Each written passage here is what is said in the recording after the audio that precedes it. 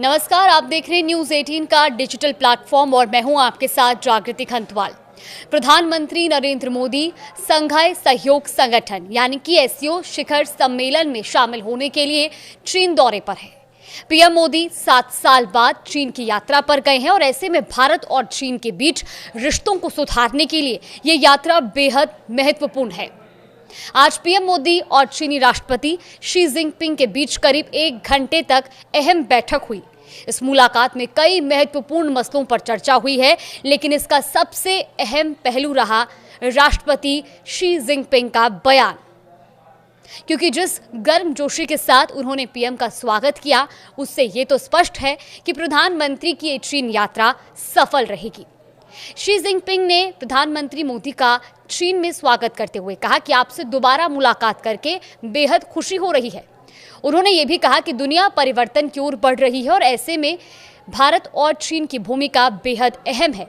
हम दुनिया की 2 सबसे पुरानी सभ्यताएं हैं और सबसे अधिक आबादी वाले देश हैं।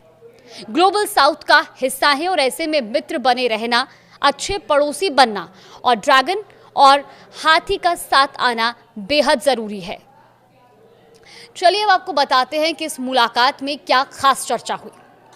लगभग 1 घंटे चली इस बैठक की शुरुआत में प्रधानमंत्री नरेंद्र मोदी ने कहा कि 2.8 अरब लोगों का कल्याण भारत और चीन के सहयोग से जुड़ा हुआ है। तो वहीं चीनी राष्ट्रपति ने कहा कि ड्रैगन और हाथी को एक साथ आने की जरूरत है। ये मीटिंग ऐसे समय में हो रही है जब दोनों देशों की अर्थव्यवस्था को अमेरिकी राष्ट्रपति डोनाल्ड ट्रंप के टैरिफ से झटका लगा है। मीटिंग में पीएम मोदी ने यह भी जिक्र किया कि पिछले साल हुई डिसएंगेजमेंट प्रक्रिया के बाद सीमा पर शांति और स्थिरता बनी हुई है। मोदी ने द्विपक्षीय संबंधों में विश्वास और संवेदनशीलता का अहम रोल बताया और साथ ही उन्होंने इसको दोहराते हुए कहा कि भारत डायरेक्ट फ्लाइट्स और कैलाश मानसरोवर यात्रा की बहाली जैसे कदमों के जरिए रिश्तों को मजबूत बनाने के लिए प्रतिबद्ध है। शी जिनपिंग ने भारत चीन रिश्तों की 75वीं वर्षगांठ का जिक्र भी किया। उन्होंने कहा कि दोनों देशों को रणनीतिक और लॉन्ग टर्म दृष्टिकोण से संबंधों को संभालना होगा। अंतर्राष्ट्रीय संस्थाओं में लोकतंत्र में मजबूत करने की हमारी साझा जिम्मेदारी है और ऐसे में हमें एशिया ही नहीं बल्कि पूरी दुनिया में शांति और समृद्धि के लिए मिलकर काम करना चाहिए। एक्सपर्ट्स का तो ये भी कहना है कि ये मुलाकात दिखाती है कि चीन को भारत की जरूरत है, क्योंकि दोनों ही देश टैरिफ से परेशान हैं। अब सोमवार को प्रधानमंत्री नरेंद्र मोदी तियानजिन में रूसी राष्ट्रपति व्लादिमीर पुतिन से मुलाकात करेंगे। दोनों के बीच ये मुलाकात ऐसे समय में होगी जब अमेरिका ने भारत पर रूस से तेल खरीद पर रोक न लगाने की वजह से ही भारत पर 2 गुना टैरिफ लगाकर उसे 50% कर दिया है, क्योंकि 25% रेसिप्रोकल टैरिफ तो पहले ही लग चुका था और 25% टैरिफ रूस से तेल खरीदने को लेकर पेनल्टी के तौर पर लगाया गया है। अमेरिका के इस टैरिफ से पहले भी भारत निवेश और टेक्नोलॉजी के सोर्स के रूप में चीन की ओर से सावधानी से रुख कर रहा था और व्यापार बढ़ाने की कोशिश में लगा था।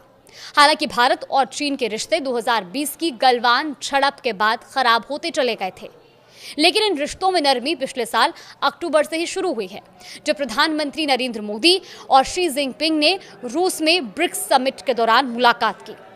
उस बैठक से पहले दोनों नेता बहुपक्षीय मंचों पर एक दूसरे से दूरी बनाए हुए थे, लेकिन ये मुलाकात उस समय हुई थी जब दोनों देशों ने वास्तविक नियंत्रण रेखा पर बाकी बचे तनाव वाले इलाकों से पीछे हटने पर सहमति बनाई थी। अब अमेरिका भारत संबंधों में गिरावट के बीच भारत के पास बीजिंग के साथ तनाव कम करने की एक नई वजह भी है। एक्सपर्ट्स का यह भी कहना है कि ट्रंप के व्यवहार युद्ध ने दशकों पुरानी अमेरिकी कूटनीति को भी उलट दिया है, जिसमें भारत को चीन के मुकाबले एक संतुलनकारी ताकत के रूप में देखा जाता था। अब ऐसे में क्योंकि चीन दौरे पर प्रधानमंत्री नरेंद्र मोदी हैं, आज वो शी जिनपिंग से मुलाकात कर चुके हैं, कल उनकी मुलाकात पुतिन से होनी है। अगर ये यात्रा सफल रही तो इससे भारत को कई मायनों में फायदा भी होगा। फिलहाल देश और दुनिया की तमाम बड़ी खबरों के लिए आप देखते रहिए न्यूज़ 18।